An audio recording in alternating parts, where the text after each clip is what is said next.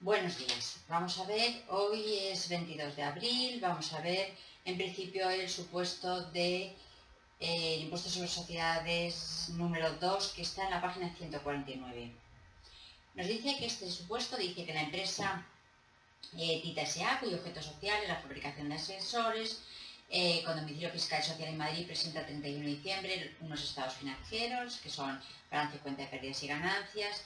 La empresa se constituyó en 2001, el importe neto de su cifra de negocio correspondiente al ejercicio anterior ascendió a 12 millones de euros y al objeto de practicar la liquidación del impuesto sobre sociedades se facilita además la siguiente información complementaria. Vale, nos dan un balance y nos dan también, por supuesto, el resultado de la cuenta de pérdidas y ganancias. Vale, lo primero que vemos en la introducción es que se trata de un sujeto pasivo por obligación personal, porque su domicilio fiscal y social está en Madrid, y además que se trata de una gran empresa, porque el importe de su cifra de negocios, el importe neto de su cifra de negocios correspondiente al ejercicio anterior es de 12.000 euros, superior a los 6.000 euros que establece la ley. Esto es importante para determinar, primero, que no es de aplicación el régimen de empresas de reducida dimensión y, en segundo lugar, cómo se tiene que efectuar el pago fraccionado, ¿vale?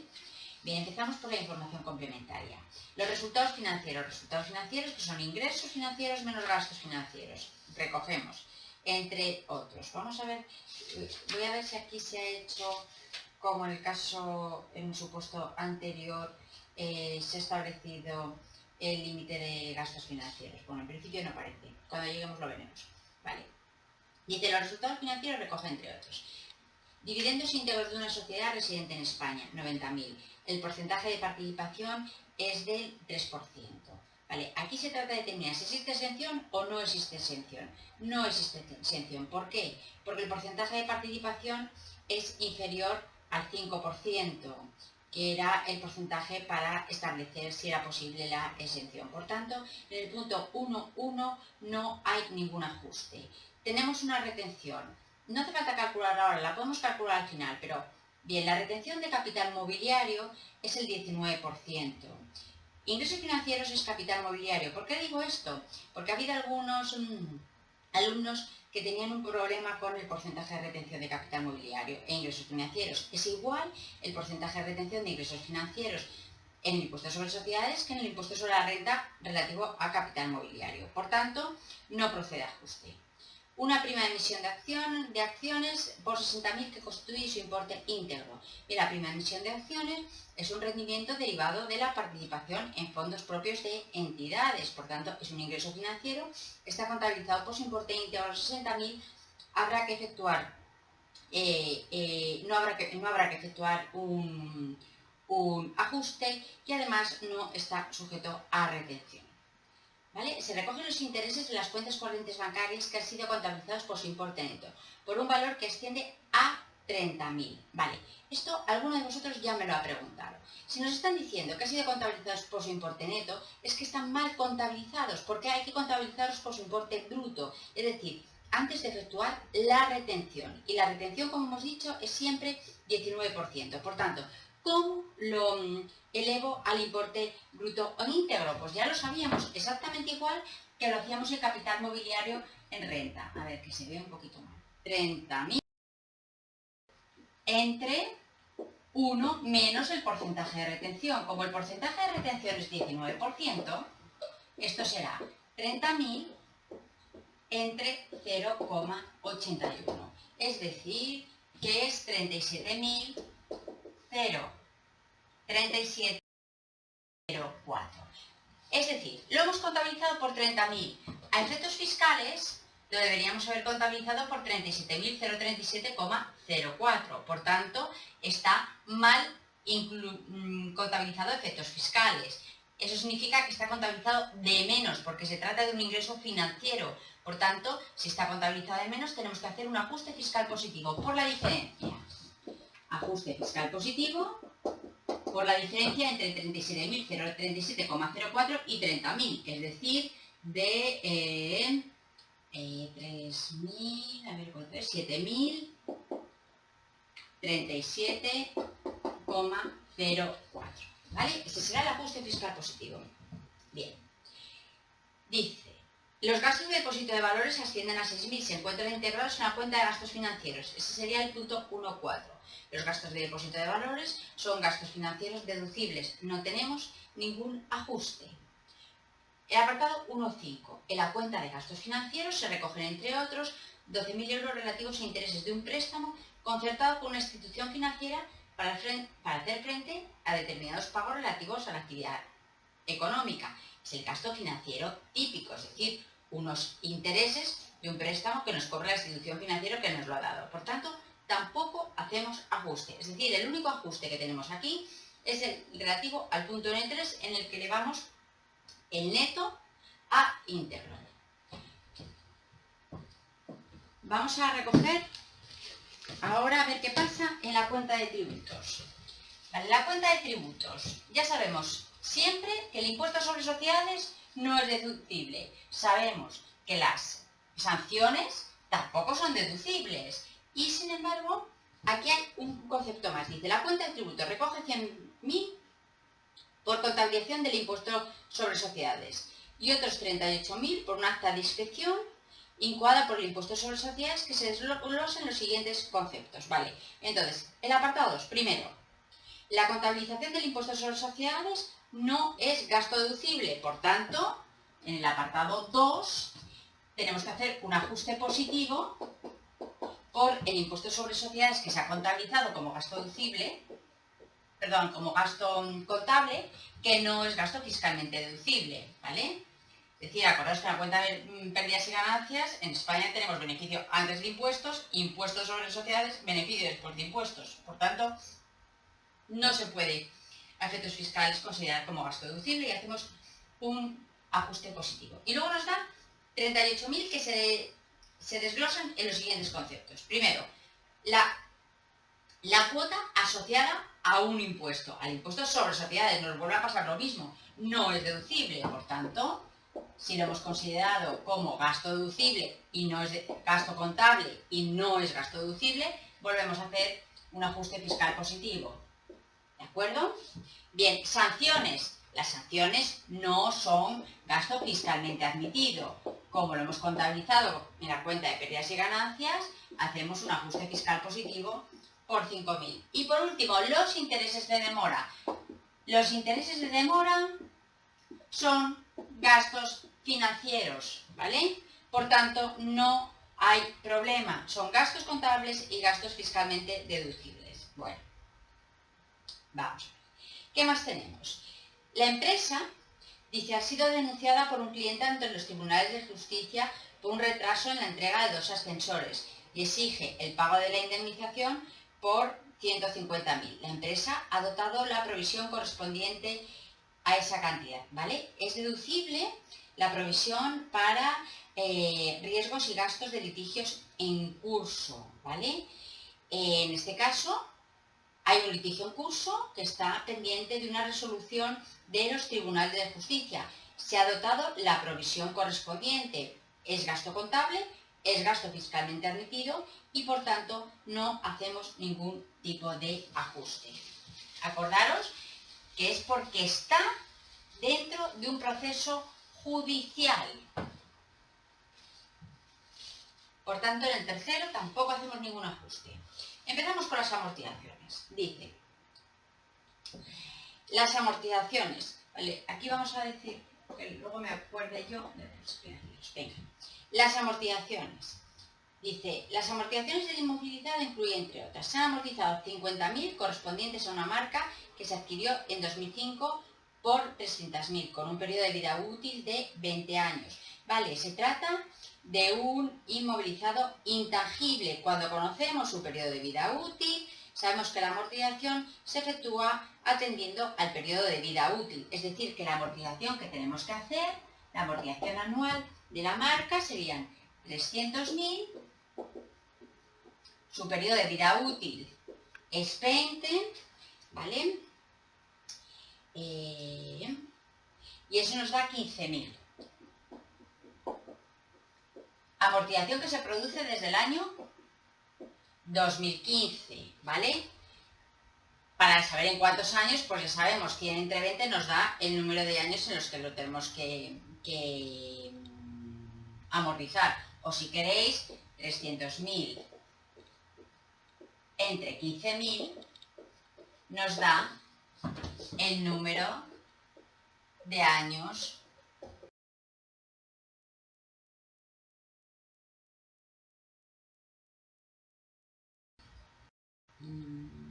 se adquirió en el 2015 con un periodo de vida útil de 20 años. Por tanto, la amortización que hacemos en el 2015 será 15.000, en el 2016 igual, 17, 18, 19, estamos en el ejercicio 2019, estamos dentro del periodo de amortización, por tanto, la amortización fiscalmente admitida será 15.000, pero hemos amortizado por 50.000.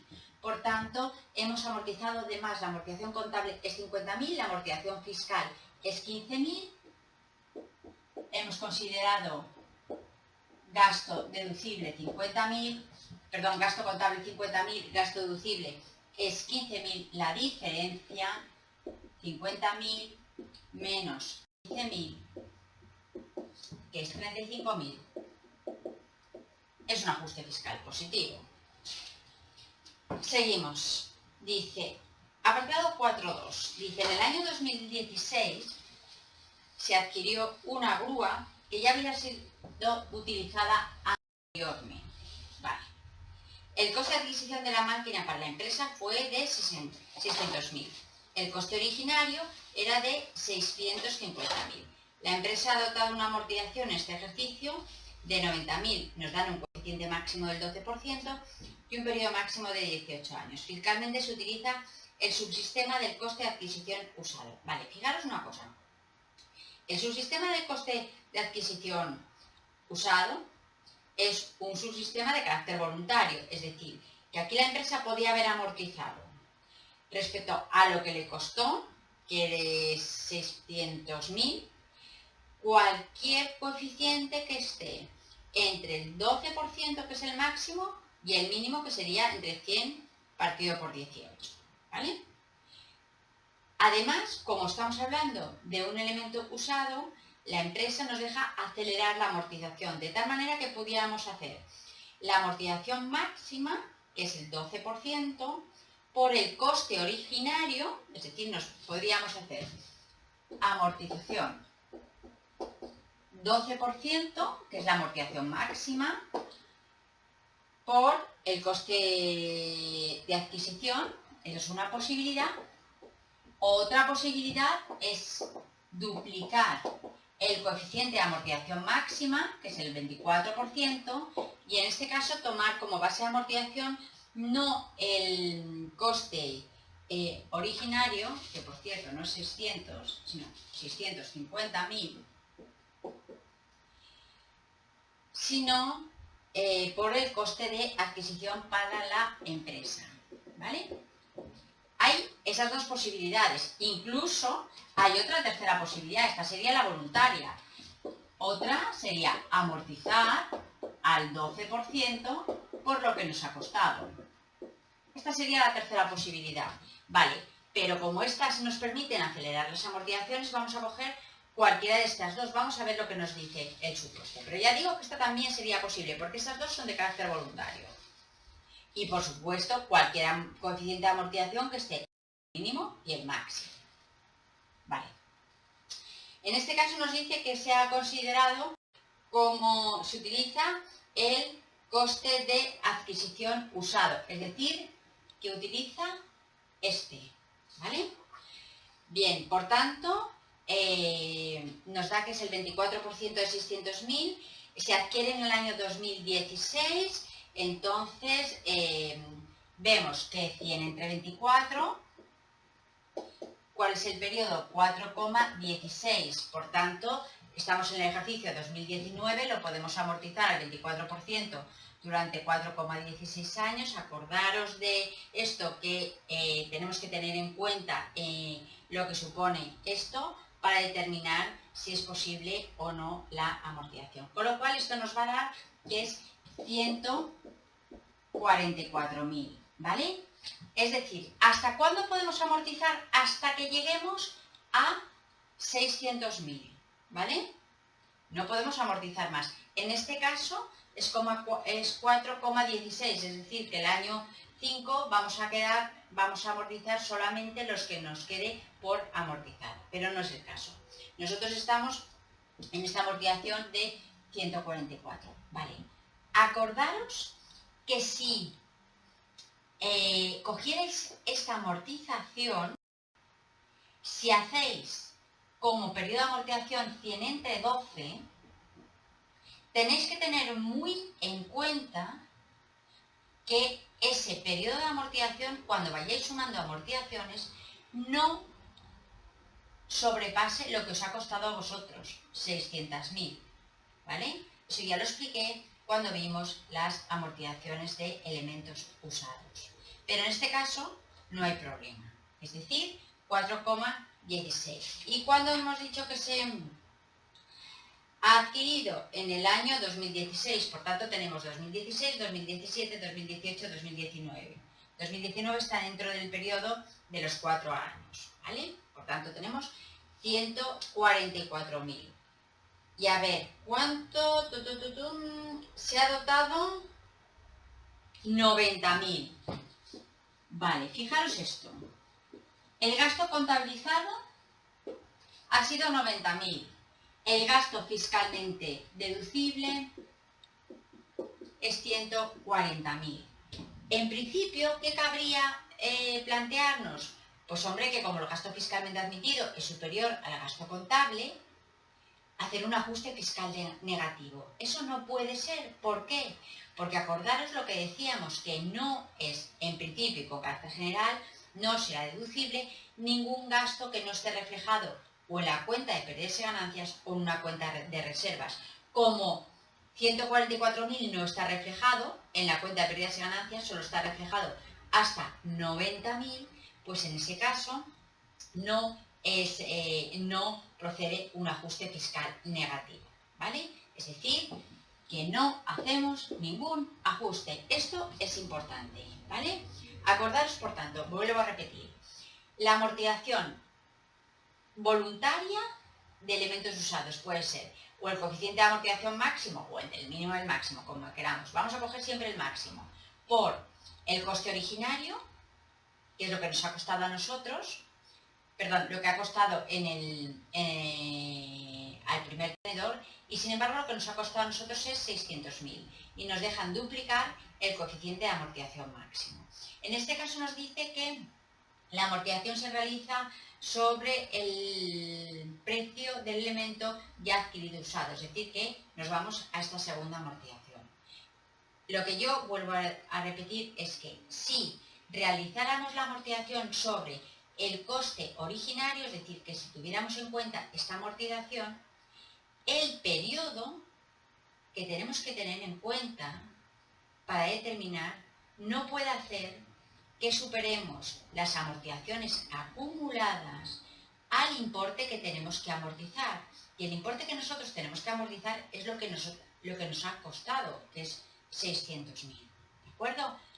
Vale, pues eso es lo que yo quería advertiros.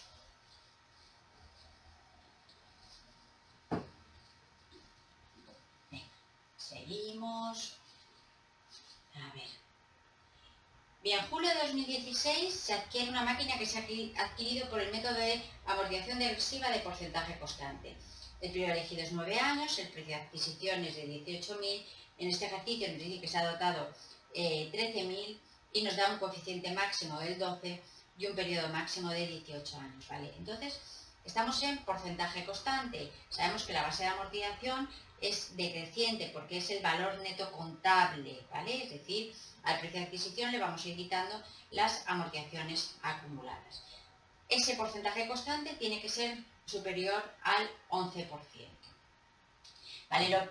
El periodo elegido es de 9 años. Pues entonces lo primero que voy a hallar es el coeficiente asociado a ese periodo elegido. Bien.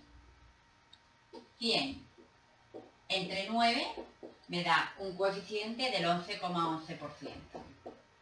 ¿Vale? Pero este no es aún el porcentaje constante. El coeficiente de porcentaje constante será el coeficiente que hayamos elegido o que nos haya salido del periodo elegido, que es 11,11%, por un factor de ponderación. Ese factor de ponderación depende del periodo de amortización, que es 1,5, 2 o 2,5 si es superior a 8, como en nuestro caso es 9, que es superior a 8, pues vamos a aplicarle el porcentaje al porcentaje constante, el factor de ponderación del 2,5, y eso nos da 27,78%. Acordaros que en este caso siempre este porcentaje lo vamos a aplicar a el valor pendiente de amortizar y que no vuelvo a calcular un periodo de amortización. Es decir, que voy a amortizar durante 9 años al 27,78%. ¿Sobre qué? Sobre el valor pendiente de amortizar, es decir, valor de adquisiciones menos amortizaciones acumuladas. Y en el último año, como es decreciente, voy a amortizar de una vez todo lo que me quede pendiente de amortizar. Vale. En este caso nos dice que se adquiere en julio del 2016. Pues venga, vamos a hacer 2016. Esto, como no es una amortización lineal y cada base de amortización depende de las amortizaciones acumuladas, pues entonces sí que tenemos que hacer todos los ejercicios, ¿vale? La base de amortización será, en principio, el valor de adquisición, porque no parece que tenga valor residual. Por tanto, en 2000. En la amortización anual, ¿cuánto hemos dicho que era el porcentaje de amortización? 27,78%. 27,78% por 180.000. Perfecto, por 180.000. Pero ¿desde cuándo? Se dice que se compra en julio, es decir, que lo tenemos desde mitad de año, ¿vale? Pues entonces lo dividimos entre 2, es decir, multiplicamos por 6 meses y dividimos por 12, que es lo mismo que multiplicar por un medio, ¿vale? Eso nos da, como vemos ahí, 25.002 en el año 2016. El valor pendiente, es decir, 180.000 menos 25.002 será 154.998. Vale, ese valor pendiente entra como base de amortización en el ejercicio 2017. ¿Vale? Pues 154.998. Ahora multiplicamos 27,78% por 154.998.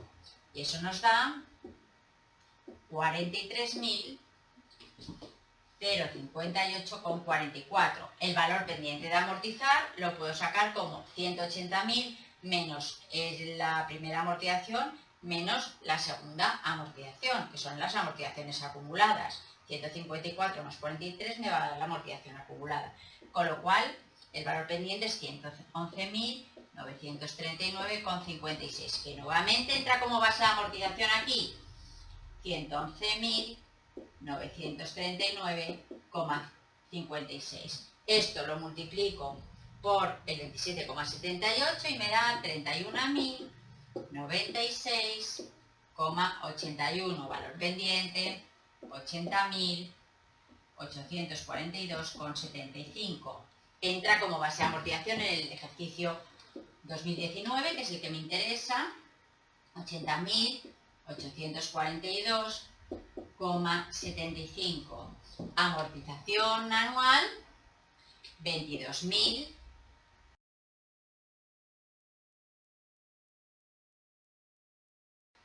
58.384,63. Es decir, esto será base de amortización, esto será amortización anual y esto será valor pendiente de amortizar. ¿Vale? En nuestro ejercicio, la amortización anual nos dice que es esta, ¿vale? ¿Y por cuánto se amortiza?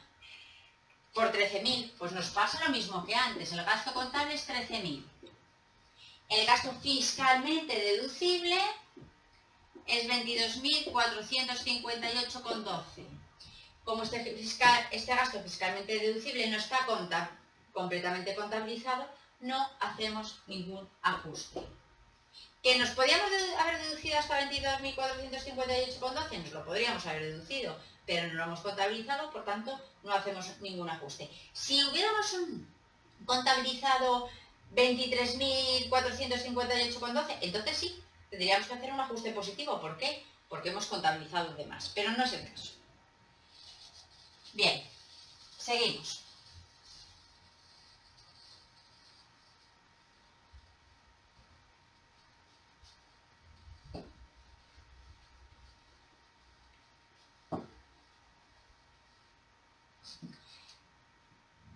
A ver, ¿qué tenemos aquí?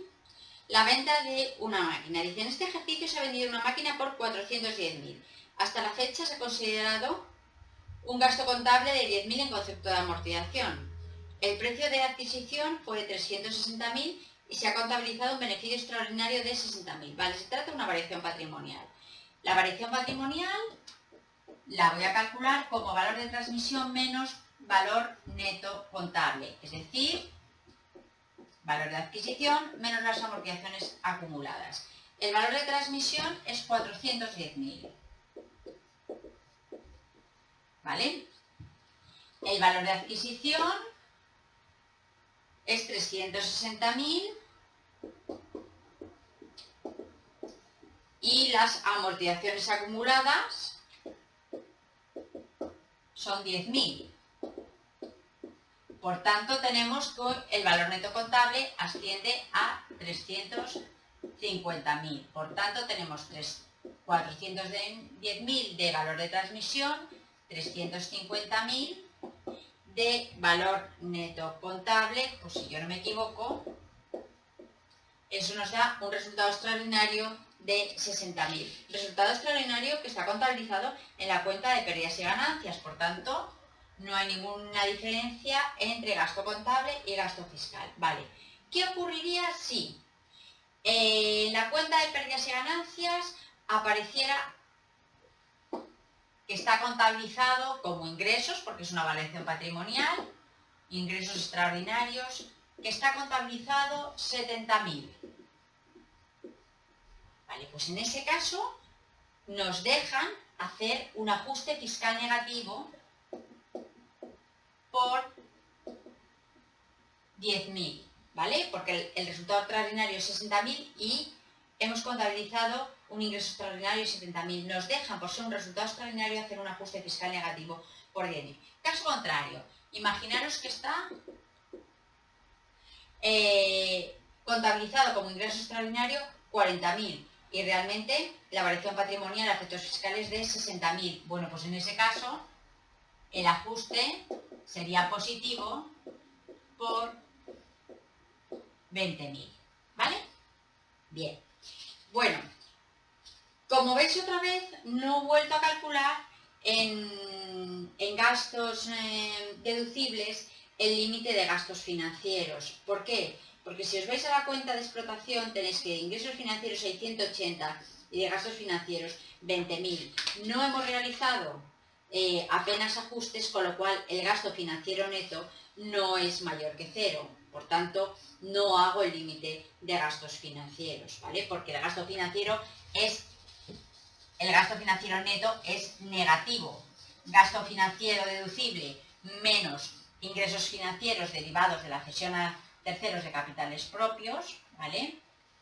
Sale negativo. Bien. Por tanto, yo me voy a la liquidación del impuesto. Entonces tengo resultado contable, el que sea 1.011.000, que es el resultado de la cuenta de pérdidas y ganancias. Ajustes positivos. Sumo todos los ajustes positivos que tenga, que son 177.037,04. Resto los ajustes negativos. Bueno, pues resulta que es que aquí no hay. 0. ¿Vale? Bien, base imponible previa. Es 1.188.037,04. ¿Vale? Le quito las reducciones si es que hay, que aquí no hay. Ya sabéis del artículo que era 23, 24 y 25, ¿vale? Y le resto compensaciones de bases imponibles negativas, que tampoco hay en este ejercicio, por tanto, que sería 0, 0, con lo cual la base imponible me coincide, base imponible o base liquidable, que da exactamente lo mismo, ¿vale? Estos efectos, me coincide con la base imponible previa. A la base imponible o base liquidable, como ya sabéis, le aplico el tipo de 25% para obtener la cuota íntegra. Por tanto, cuota íntegra será 297.009,26, que es el resultado de multiplicar la base imponible, el tipo, en este caso nuestro tipo general, que es de 25%.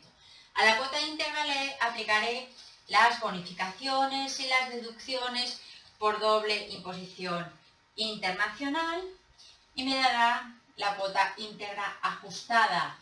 No hay en este caso ni bonificaciones ni deducciones por doble imposición internacional.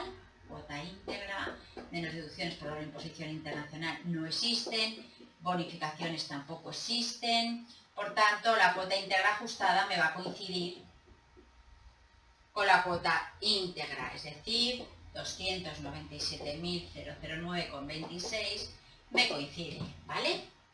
A la cuota íntegra ajustada le quito las deducciones incentivadoras, cinematográficas, I+D, creación de empleo, tampoco tenemos, el presupuesto es muy sencillito, con lo cual la cuota líquida me coincide con la cuota íntegra ajustada. Vale, y ahora ya quito retenciones e ingresos a cuenta, pagos fraccionados y ya me da la deuda tributaria o cuota tributaria. Vale. En este caso las retenciones las pondremos aquí, 24.137,04 y los pagos fraccionados de 198.000 los ponemos aquí y obtenemos la cuota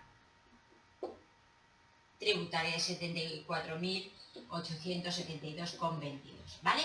Pues entonces ya tenemos toda la liquidación, pero lo que no sabéis es cómo calcular ni las retenciones ni los pagos fraccionados, que es lo que voy a calcular ahora mismo.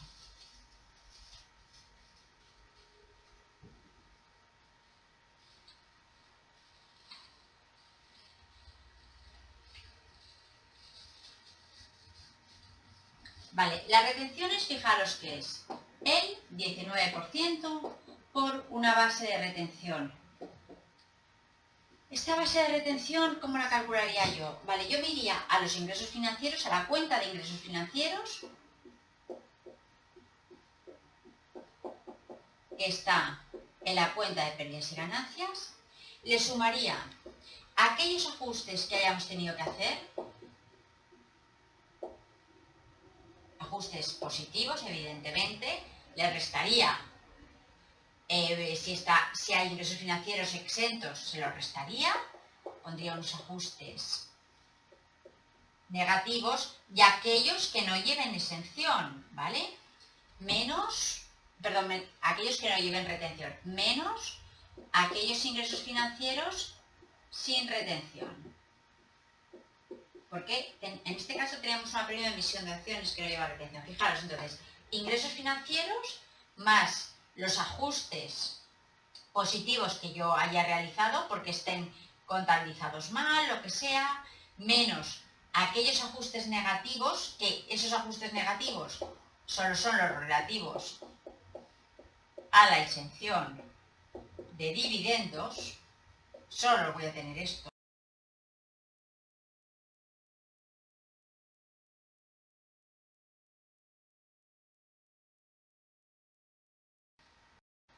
Fondos propios de entidades, me da igual. Ingresos financieros más ajustes positivos, por ejemplo, que estén en neto y haya que elevarlos a íntegro, menos ajustes negativos porque haya exención de dividendos o participación en fondos propios, ¿vale? Menos ingresos sin retención, ¿vale? Por ejemplo, si hay una letra del Tesoro que está incluida dentro de los ingresos financieros, no lleva retención, por tanto lo voy a quitar. Por ejemplo, imaginaros que dentro de... Me aparto del supuesto, ¿vale? Dentro de los ingresos financieros, yo os dijera que hay una letra del Tesoro por 30, ¿vale? Pues entonces, la base de retención que yo haría, como la letra del Tesoro es 30, yo diría, ingresos financieros 100 menos la letra del Tesoro que no lleva retención, 30. Eso sería la base de retención, 70. A esto le aplicaría el porcentaje del 19% para obtener la retención. Pero vuelvo al supuesto. Venga, a ver.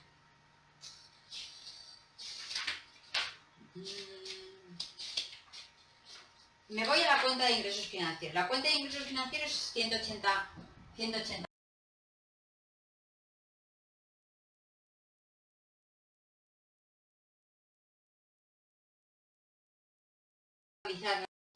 Ingresos financieros. Dice, acordar los dividendos íntegros de una sociedad residente, que el porcentaje de participación era del 3%, no tengo ningún problema, eso está bien hecho. Una prima de emisión de acciones que constituye su importe íntegro. La prima de emisión de acciones no está sujeta a retención, por tanto, lo tendríamos aquí. En ingresos sin retención, vale, pues entonces voy a ponerla aquí para ver si tenemos más. Vale. Ingresos sin retención, 60.000, que es la prima de emisión de acciones, fijaros, ¿vale? ¿Qué más tenemos? Se recogen los intereses de las cuentas corrientes que han sido contabilizados por un importe neto cuyo valor asciende a 30.000. Fijaros que el ajuste que hemos hecho es un ajuste positivo, por tanto, por 7.000. Por tanto, más 7.037,04. Esta es la base de retención. 180.000 más 7.000.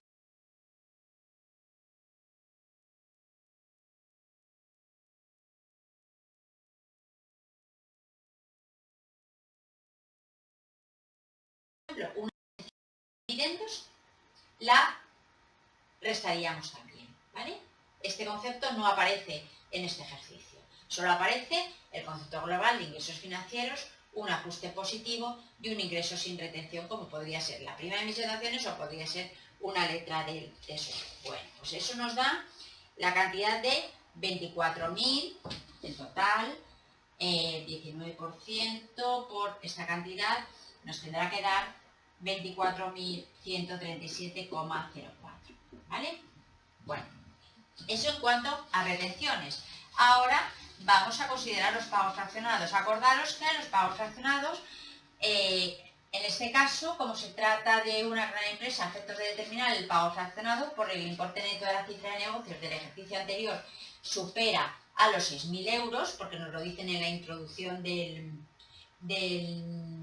supuesto, tenemos que aplicar la segunda modalidad de pago fraccionado, recogido en el artículo 40.3 de la ley. Acordaros que era los pagos fraccionados habría que hacerlos en abril, octubre y diciembre, ¿vale? En abril serían los días 1 al 20, en octubre el 1 al 20 y el 31 de diciembre del 1 al 30, ¿vale? En el caso de abril recoge los 3 primeros meses, en octubre los 9 meses y en diciembre 11 meses, ¿vale? Que aquí el porcentaje de pago fraccionado será 5 séptimos, 19 veinteavos del tipo impositivo general, que en nuestro caso es el 25%, que nos da un porcentaje de pago fraccionado del 24%. 24% que se aplica a la base imponible acumulada de los 3 primeros meses, solo a ese concepto, que hay que restarle luego retenciones acumuladas, bonificaciones, y en caso de que hubiera un pago fraccionado anterior. En abril no hay pago fraccionado anterior, sí que lo hay en octubre. Bueno, pues entonces tenemos 24%. Nos dan el supuesto las bases imponibles acumuladas, ¿verdad? Nos da la base imponible del primer trimestre, que se nos va a aparecer aquí, en abril. Por tanto, la de abril será el 24% por la base imponible asociada a los 3 primeros meses, que es 250.000, menos las retenciones asociadas a los 3 primeros meses, ¿vale? Fijaros que el 24% solo afecta a la parte de base imponible. Y eso nos da un primer pago de 56.000. En octubre el 24% de la base imponible a los 9 meses. Y entonces si sumamos nos da que es 700.000 menos, evidentemente, todas las retenciones acumuladas, que son 4.000, 5.000.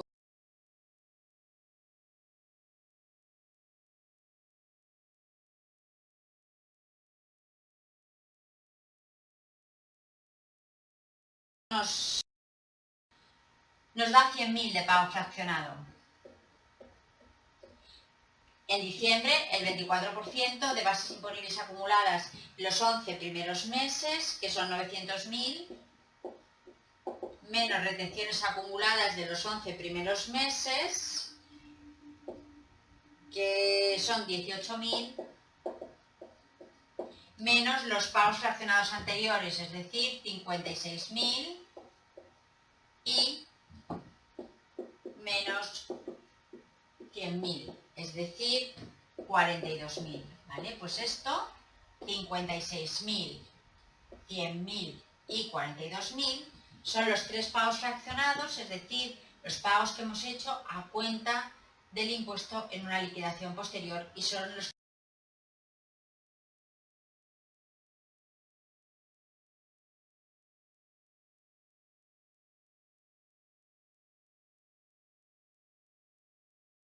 supuestos.